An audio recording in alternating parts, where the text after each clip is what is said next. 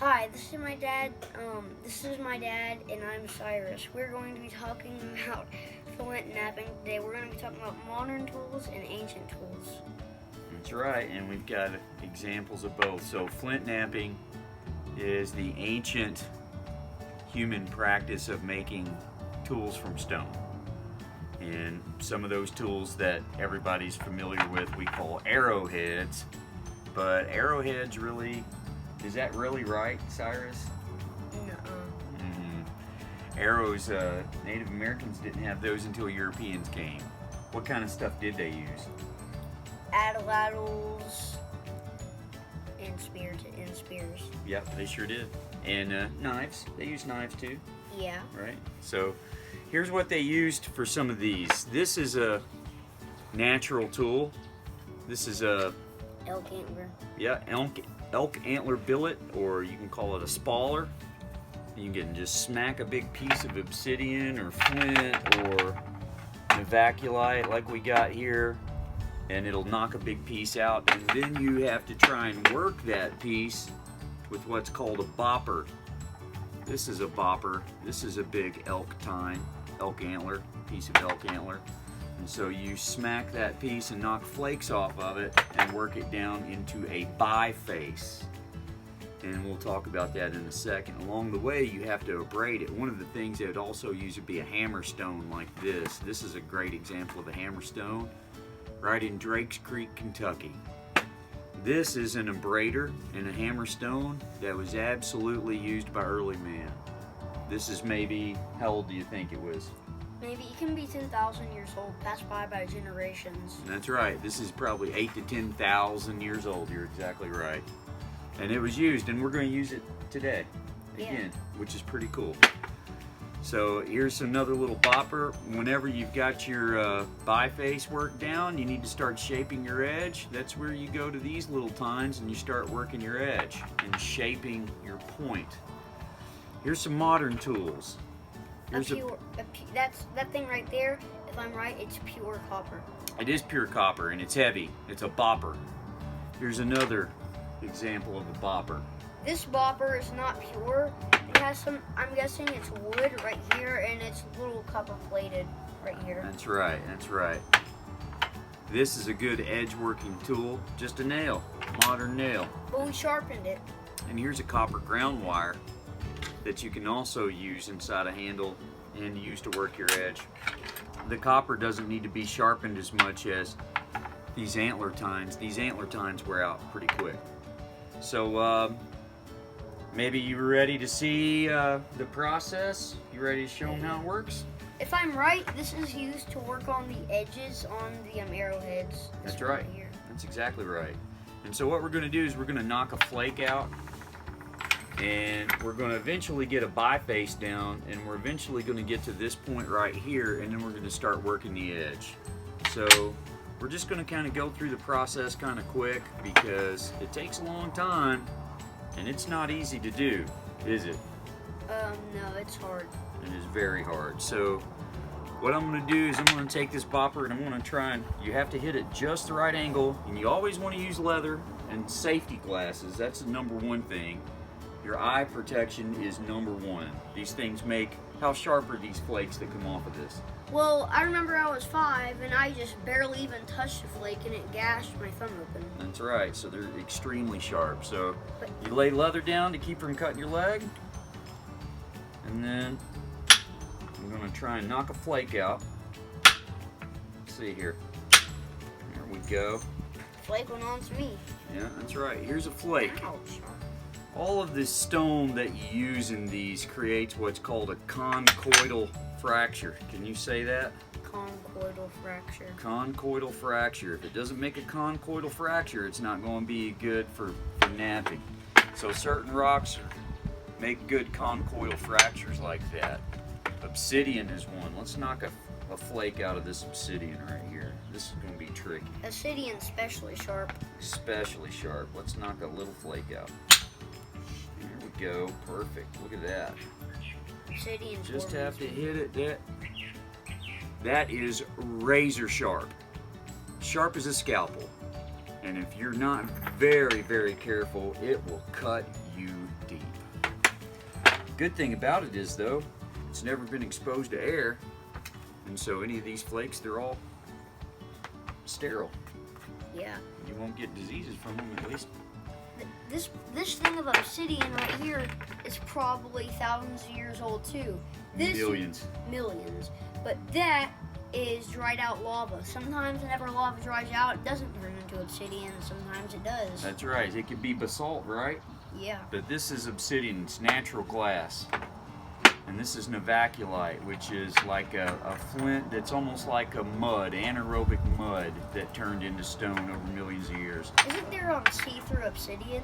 There is. As a matter of fact, if you hold this piece up to the light. Yeah, you Look can at see through that a little bit, like the end of it. Yeah, you sure can. So it's glass. This is called Flint Ridge flint.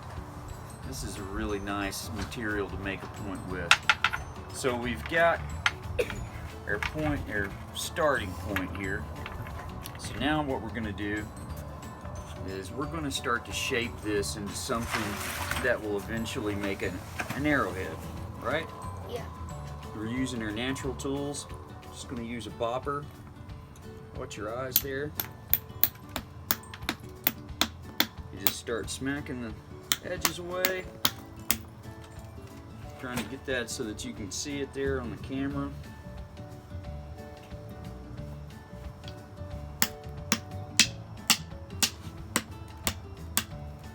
Start shaping this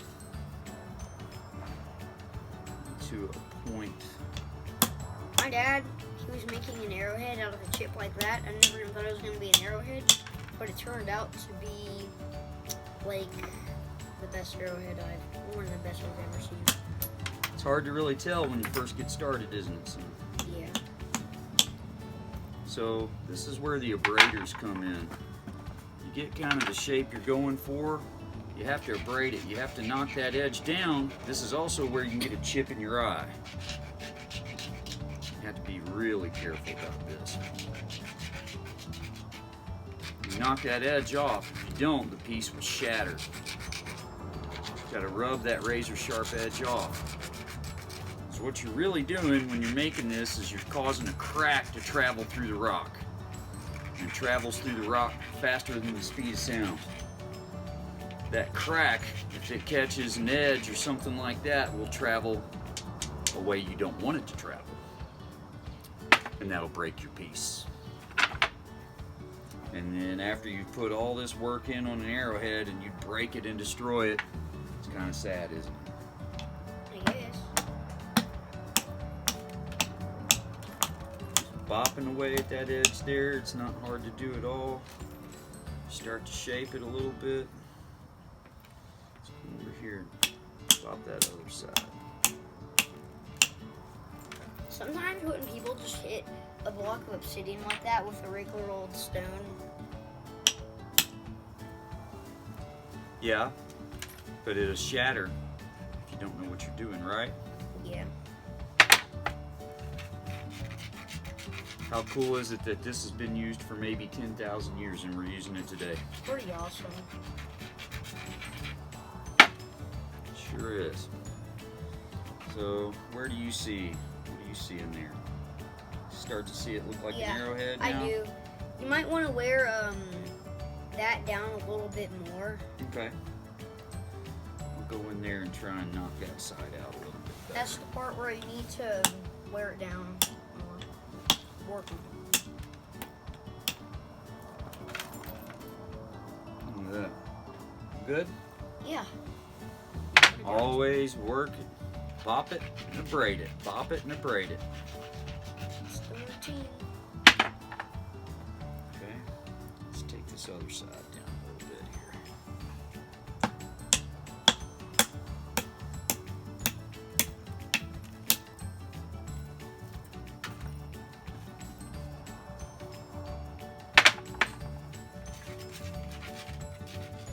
So now that we've got a basic shape, it's starting to look like an arrowhead. This is an obsidian point. And so to make it a point, what we're going to do is make some notches in this so that you can actually tie it and glue it onto spear shaft.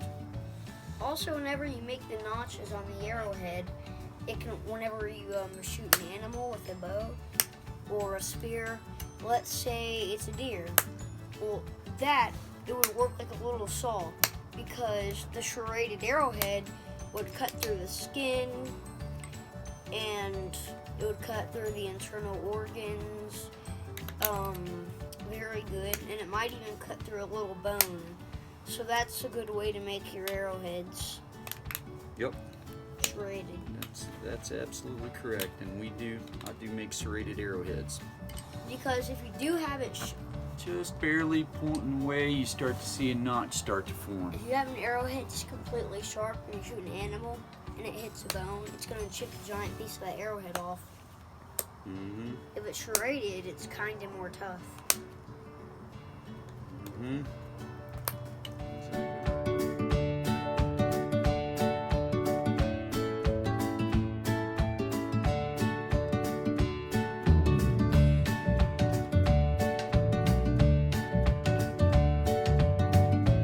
So here's our finished product for today. This is an Obsidian spear point, and it turned out pretty good. Nice and thin, good and strong. And if you look up to the light, not sure if you can tell, but it's really got nice bands of color through it. Can you see that there? No. But that's it. That is flint knapping. Thanks a lot. Next we're going to do some leather.